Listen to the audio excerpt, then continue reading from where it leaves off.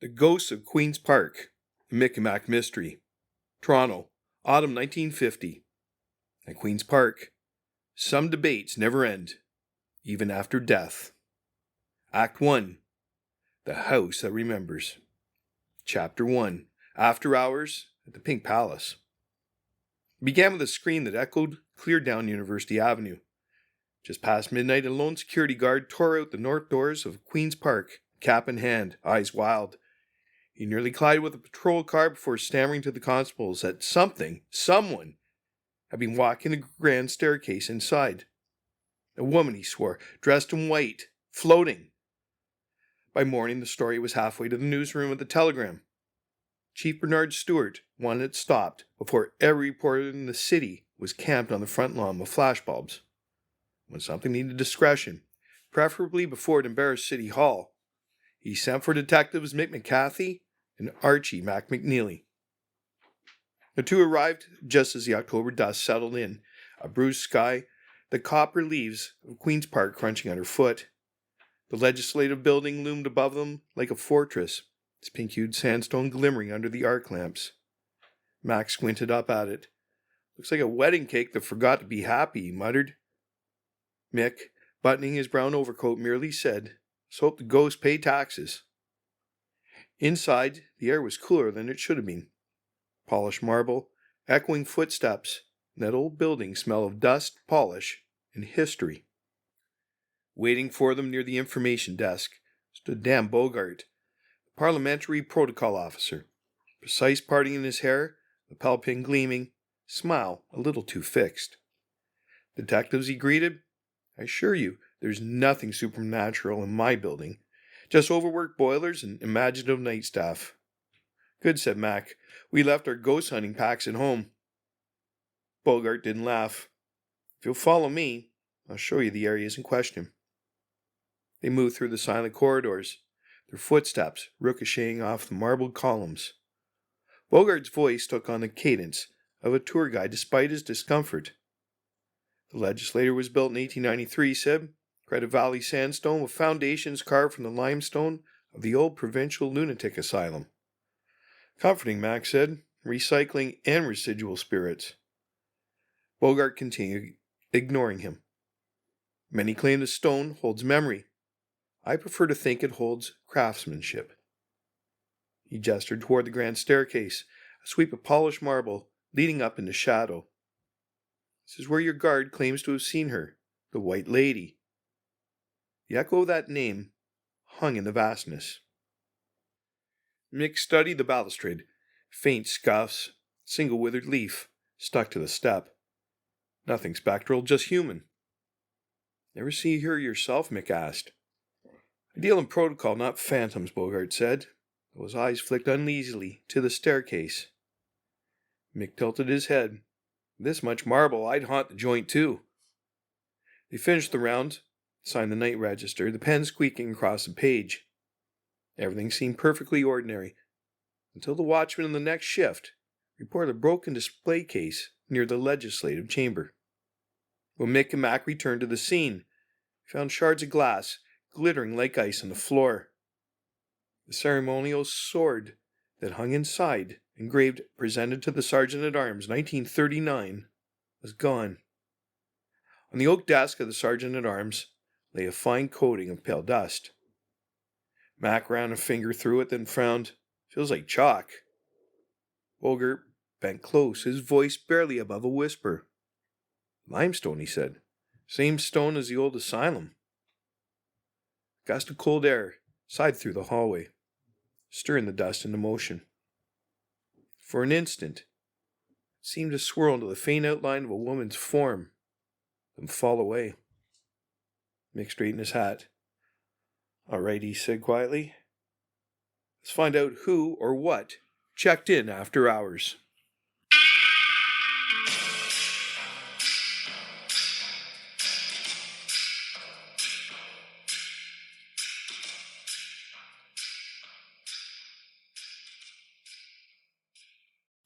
Chapter 2. Ghost Watch. By the next morning, Queen's Park was humming again. Secretaries clacking typewriters, clerks hustling through corridors. In scent of pipe smoke, curling under the high sandstone arches. The woman in white rumor had already slipped through the marble cracks and found its way to the Toronto Telegram. Mick and Mack had just finished briefing Chief Stewart by phone, and the echo of high heels announced the latest complication. She peered at the top of the grand staircase, like a movie still come to life. Auburn hair under a smart pillbox hat, trench coat clinched at the waist, and a notebook in one gloved hand. Roz Carver, telegram reporter and professional thorn in the police department's side. Detective, she said with a slow smile. I hear the city's gone supernatural. Figure I'd better see if our boys in blue were chasing banshees or headlines. Mack groaned. Great. Now the ghosts have press coverage. Roz's eyes glittered. Don't worry, MacNeely. Only print what I can verify, preferably with quotes that make you look nervous. Mick stifled a grin. Miss Carver, this is an active investigation. So is mine, she said sweetly, snapping open her notebook. You can tell me to leave, but I'll only follow you in from the next hallway. Bogart cleared his throat. The building is closed to the public after hours. Then it's a good thing, she replied, that I don't scare easily. By dusk, the halls were deserted again. Bogart had retired to his office, leaving Mick, Mack, and Roz standing under the tall lamps of the central rotunda. Outside, the wind rattled the windows. Go stake out, Mack muttered, rubbing his hands together. All we need now is a campfire and a Ouija board. Roz leaned against a pillar. Relax, big man.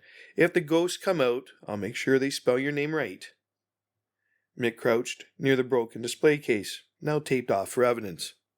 The glass shards had been swept. The limestone dust lingered. He straightened. We'll start in the chamber. If anyone or anything move that sword, we might find a trace. They entered the legislative chamber, vast and dim, its green leather benches glowing faintly under the security lights. The echoes swallowed every word. Mack's voice was a whisper.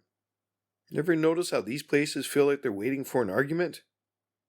Roz's fountain pen scratched across her notebook. Democracy's never quiet, not even when it's dead. Sudden click echoed behind them. One of the heavy oak doors had swung open by itself, hinges sighing in protest.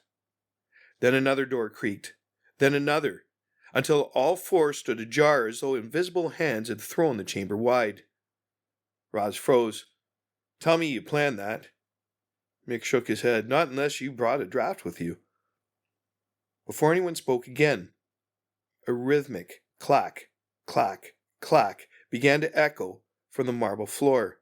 Slow, deliberate footsteps crossing the chamber's center aisle. Out of the half-light, a figure in a soldier's dress uniform appeared. Head high, boots polished to a ghostly gleam. He marched to the sergeant-at-arms chair, turned smartly, and raised a hand in salute toward the empty speaker's seat. Then, as if dissolving into shadow, he was gone. The silence that followed was absolute. Mack exhaled first. If that's Redford, somebody better tell him the war's over. Roz's voice was soft. Captain Charles Redford, Victoria Cross, 1918. Served as sergeant-at-arms till 40. I wrote a feature on him years ago. She crouched suddenly near the speaker's die. What's this? She lifted a small square white cloth, a handkerchief. The corner embroidered in neat, old-fashioned letters. L.S. The other corner was stained a dull, dark red. Mick took it carefully with his handkerchief. Blood, he murmured. And the initials match Lawrence Stanton, Deputy Minister of Public Works. Mack frowned. So much for ghosts. Looks like one of the living's been bleeding in government time. Roz slipped the cap onto her pen. We've got ourselves a headline. The clock in the corridor struck 11. A slow, resonant chime that rolled through the building. Above them, somewhere in the upper galleries, a door slammed like a rifle shot. The sound of boots, faint, insistent, began again. Mick met Mack's eyes. Come on, he said. If the captain's on patrol, let's not keep him waiting. They followed the sound up toward the darkened staircase, Roz close behind, her heels clicking like punctuation marks in the silence.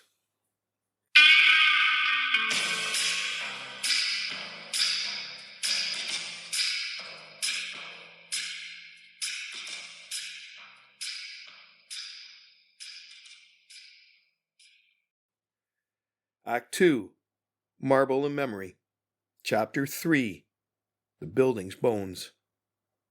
Morning light slanted through the stained glass of the main foyer, turned the marble pink and gold.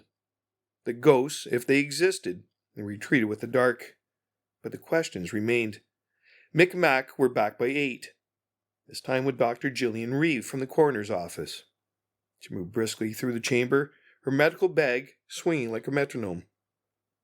Reeve was as precise as ever, a cool presence in a grey suit, auburn hair neatly pinned, voice soft but firm. She crouched near the speaker's dais, where the blood-stained handkerchief had been found, and dabbed a sample into a glass slide. It's human, she said after a moment, and recent. No more than 12 hours old. Say someone nicked themselves badly, or worse, right here in the floor of government. Mack gave a low whistle. So, not a ghost ectoplasm, huh? Reeve smiled faintly. No, just the usual type of haunting. Bureaucratic. She packed up her kit and left to run further tests, leaving the faint smell of antiseptic and certainty behind her. Bogart joined them soon after, his composure restored, but his eyes still shadowed. He carried a large folio of old architectural drawings. Thought you might want contacts, he said. This floor plan's from 1891, the earliest version of the Legislature. Spread across a mahogany table. The paper crackled like dry leaves. Here, he said, pointing with a silver pen. You can see the foundations, the lower levels built directly over the ruins of the asylum that once stood here. The attic, interestingly, uses some of the original roof timbers. It's one of the few parts of the building that's never been fully renovated. Mick leaned over the map. Saying the attic was part of the old asylum? In a manner of speaking, Bogart replied. The female ward's upper gallery. When the asylum was demolished, they salvaged what they could. Timber, brick, even stone lintels. Some say they didn't clear everything. Or everyone. Mack raised an eyebrow. Meaning? Bogart hesitated, his normally crisp voice softening. There's a story passed down through maintenance staff about a nurse. When the asylum closed, some of the patients refused to leave. In the confusion, one nurse, Margaret Hines, I believe, vanished. During demolition, the foreman claimed they sealed a section of wall in the attic before realizing she was missing. Roz, who had been jotting notes quietly, looked up. They never found her body? Not officially, said Bogart. But there are some workmen who swore they heard scratching behind the plaster. For a week, and nothing. They called her a permanent resident. A chill rippled through the room despite the morning sun. Mack muttered, Remind me never to rent a room here. Mick glanced toward the grand staircase. Let's have a look at that attic. They climbed the narrow servants' stairwell that wound behind the chamber walls. Iron steps, slick with age, air thick with dust, and the faint smell of old varnish. The higher they went, the quieter it became, until only the creak of their shoes and the distant hum of the city outside broke the silence. At the landing, a heavy oak door stood, chained but unlocked. Bogart handed Mick a flashlight, his hand trembling slightly. I'll wait here, he said quickly. Suit yourself, Mack said. We'll send you a postcard from purgatory. The attic stretched out like the inside of a forgotten cathedral. Slanted beams, dust motes drifting in the pale light filtering through narrow vents, and rows of old furniture under canvas sheets. Every step kicked up a puff of powdered limestone. Mack swung his light over the floor. Looked like nobody's been up here since the Depression. Not quite, Mick muttered. crouched near a patch of disturbed dust, distinct, heavy footprints leading deeper into the gloom. Prints were broad, the heel marks deep, a man's shoes, not the light step of a cleaner or tourist. They followed the trail to the far corner, where an old ventilation grate hung loose. And there, jutting from a support beam like a judge's gavel frozen mid-swing, was a missing ceremonial sword. Its handle gleamed under the flashlight, crusted with what might have been rust or dry blood. Roz's voice broke the silence. "This is your ghost handiwork," she said softly. "She's got excellent aim." Mick reached out, gripping the hilt carefully. "No spirit did this," he said. "That's a man's strength. A soldier's maybe, or someone who wanted us to think it was." The blade came free with a slow groan of metal against wood.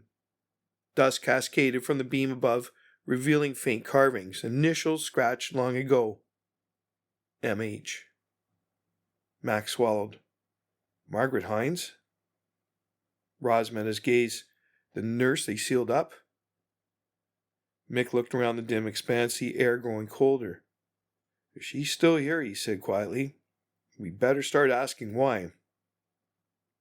From somewhere behind them, the shadow rafters, a single floorboard creaked, and the faintest whisper seemed to drift through the air. "Justice for the forgotten." The flashlight flickered. Mack muttered, "Yeah, well, join the club, lady." And with that, the light died.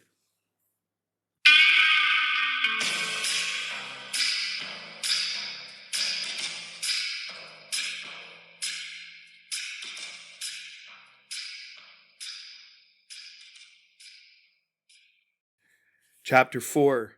The Woman in White. By nightfall, Queen's Park was once again deserted. The kind of silence that didn't just fall but settled like dust.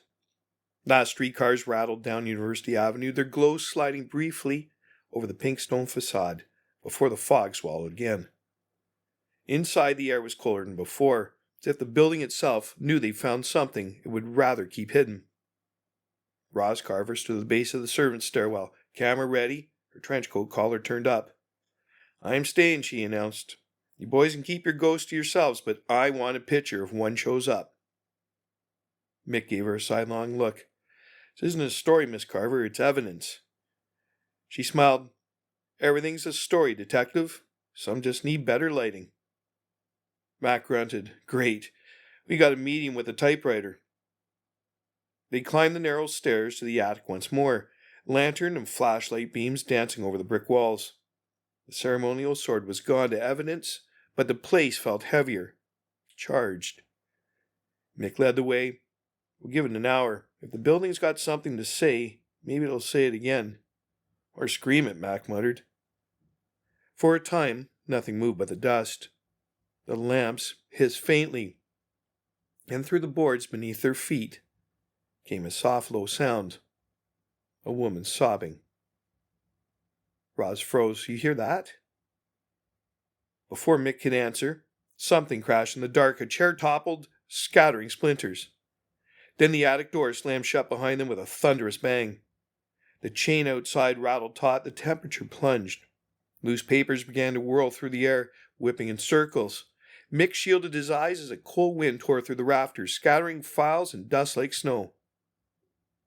And then, from within that whirling storm, came a voice. Faint, trembling, but unmistakable. "Justice for the forgotten." Roz gasped. "She's here." Mack, teeth chattering, shot back. "Lady, you'll have to take a number. We're backed up." The swirling dust thickened into a dim outline.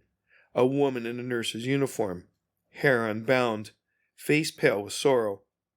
Her hand lifted toward the beam where the sword had been lodged. The lantern flickered once, and she vanished. The wind died, papers fluttered to the floor in silence. Roz's flashlight beam caught something under the fallen chair. A small iron chest, half buried in dust. Mick crouched, brushed it clean, pried open the rusted lid. Inside lay a bundle of yellow papers tied with blue ribbon, brittle from age.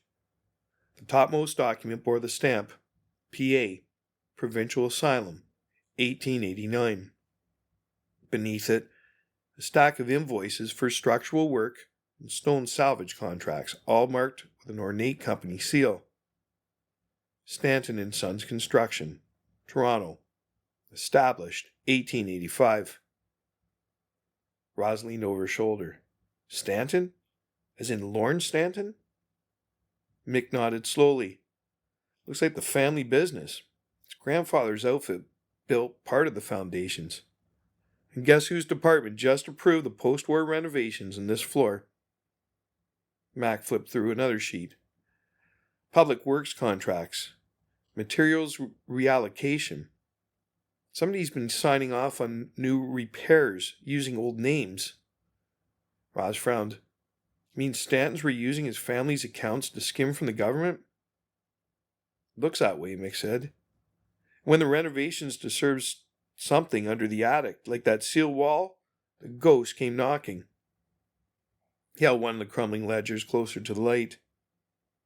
There's another name here. Margaret Hines, listed under accident during demolition, no burial record. Roz whispered, the nurse. The attic seemed to exhale, a slow, mournful sigh stirring the papers at their feet. Mack rubbed his arms. All right, we've got a murdered nurse, a crooked contractor, and a ghost with better timing than a beat cop. What's next? Mick straightened, sliding the papers into his coat. Next, we find Stanton, before the building finishes what his ancestors started. The chain of the door suddenly slackened, falling with a metallic clink. The door creaked open on its own, letting in a faint draft that smelled of rain and old stone. Roz glanced back toward the rafters. Maybe she's giving us a head start. Mack exhaled, adjusting his hat. Then let's take it before she changes her mind. They stepped out into the stairwell, leaving behind the cold whisper of a woman's voice. Faint but steady, like a promise carried on the walls of Queen's Park itself. Justice for the forgotten.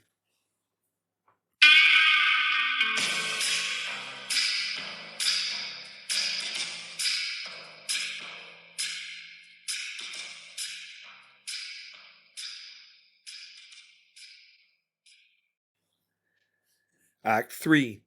Justice Served Cold. Chapter 5. The Ghost Ledger. Morning broke gray and wet, rain streaking the windows of the Detective Bureau like tears down stone. The files from Queen's Park lay spread across Mick McCathie's desk. Ledgers, blueprints, and invoices that smelled faintly of limestone and rot. Mack nursed his coffee like medicine. You sure ghosts keep paperwork this tidy? Mick flipped another brittle page. They don't. The crooks do. Stanton's department been cooking these books for years. The pattern was obvious now. Endless payments for stone restoration, archival stabilization, haunting-related damage mitigation. Every form bore L. Stanton's signature. Yet half the projects never happened. Mick tapped the ledger. He diverted funds through phantom contracts. When auditors asked why materials vanished, he blamed the ghosts. Mack grunted. Can't audit a haunting. Clever. The bullpen door swung open, and in swept Roz Carver, rain in her coat, determination in her stride. She dropped a manila folder onto Mick's desk. I did some digging, cross-checked her supplier list against the business registry. Most are fake, but one's real. Mick looked up. Which one? Roz opened the folder.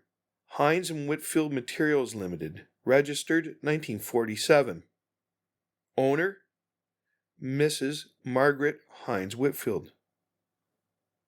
Mack blinked. Hines is in her attic ghost? Roz nodded. Her daughter. She named the company after her mother, the nurse who vanished during the asylum demolition.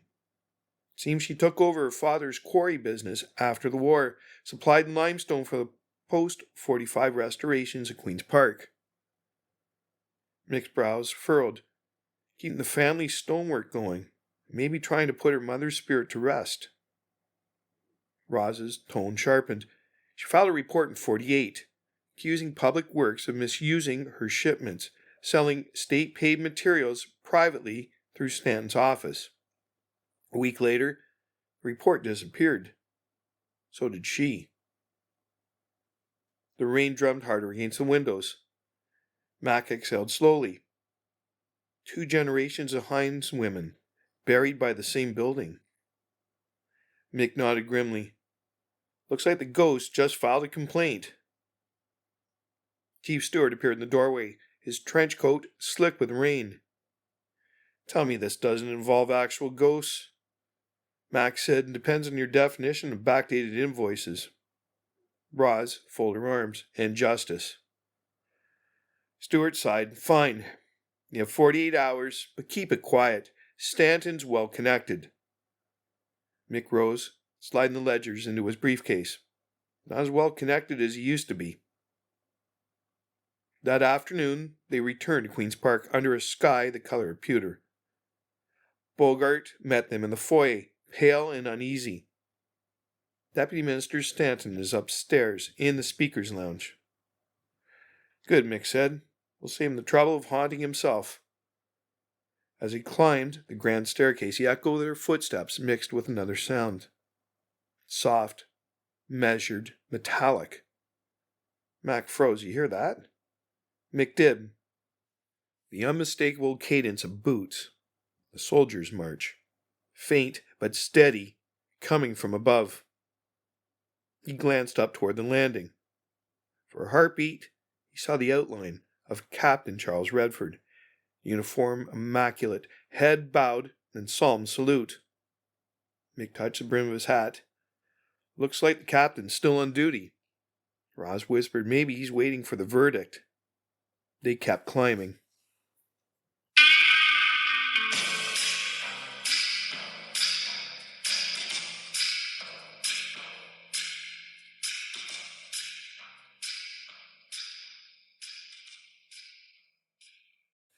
Chapter 6. The Captain's March. The marble halls of Queen's Park were nearly empty. Dusk had settled over the city, turned the stained glass windows to dull embers. A storm brewed beyond the stone walls, thunder rolling in like a distant drum. Mick, Mack, and Roz ascended the grand staircase, each step echoing against the vaulted ceiling. Ahead, under the glow of a wall sconce, Detective Minister Lawrence Stanton waited, hat in hand, jaw tight, pretending not to be cornered. Detectives, he said, forcing a smile, this is about those old invoices. I'm afraid you've been misinformed. All quite above board. Mick held out the ledgers. He signed off on ghost stories to hide embezzlement. 2 missing women, decades of stolen funds. Want to tell us which part's above board? Stan's composure cracked. Those were family contracts. My grandfather built this place. Those records are ancient history. Roz's voice was sharp as glass. So's your conscience. Mack stepped forward. You used your mother's ghost stories as a smokescreen. Gotta hand it to you. Creative bookkeeping. I won't stand here and be accused of, Stanton began, but a sudden gust cut him off. The air grew sharp and cold. Every lamp flickered.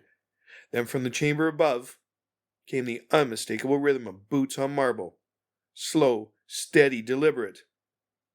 Mick turned his head. Captain Redford, he murmured.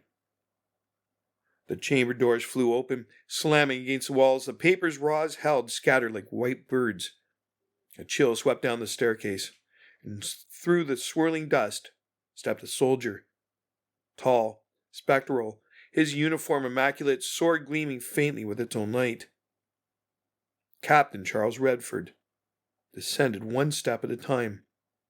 Face expressionless, eyes locked on Stanton. What is this? Stanton stammered, backing away. You can't. The lights dim. The temperature dropped again. Stanton's heel caught the edge of a step. He tried to grab the railing, but his hand passed through nothing but cold air. Mick lunged forward. Stanton! Too late. The deputy minister tumbled backward, crashing down the marble staircase, body striking hard against the lower steps, before coming to rest beside the sergeant-at-arms' desk. The silence that followed was absolute. A soft metallic sound broke it, the whisper of a blade sliding home. When Mick looked up, the spectral figure of Captain Redford stood still for a moment longer, sword now cleanly sheathed. He saluted once toward the chamber doors, and faded into the rising dawn light. Mick knelt beside the body. Stanton's eyes were open, fixed in shock. No blood, no wound. Just a man who looked as though he'd seen judgment itself. Mack took off his hat, staring after the vanished ghost. Guess the captain's still on duty. Mick exhaled, and case closed. Thunder rumbled outside, followed by the slow, reverent chime of the legislature's clock striking midnight. Epilogue. The reporter's copy. Dawn broke soft and gold over Queen's Park. The city stirred, streetcars clanging, pigeons taking flight. The world returned to its business as if the night had never happened. Inside the Toronto Telegram office, Roz Carver sat at her desk, a fresh ribbon in her typewriter, and a steaming mug of coffee at her elbow. The headline sheet read, "Ghosts or Justice, The Truth Haunting Queen's Park," by Rosalind Carver, staff writer. Mick leaned against the window ledge, watching her work. "You really going to print it like that?"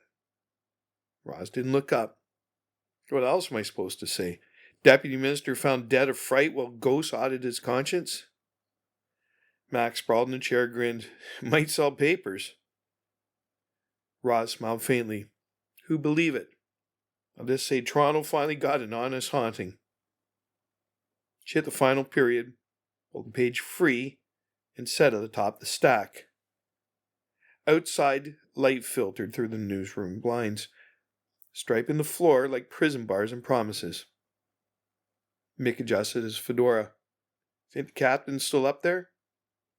Roz turned toward the window, where the distant dome of Queen's Park glowed in the morning sun. "If he is, I hope he rests easy now." Somewhere in the distance, faint, measured, steady, came the sound of boots clicking on marble, then fading into silence. The end. This has been another episode of the Mick and Mack Mysteries, only on Ontario Cold Cases, Canada's True Crime Podcast. Stay tuned for more tales of murder, mischief, and mystery, straight from the streets of post-war Toronto. Ontario Cold Cases, Canada's True Crime Podcast, available wherever you listen to your favorite podcasts. Subscribe to Ontario Cold Cases today so you never miss an episode. Please share your thoughts and questions in the comments.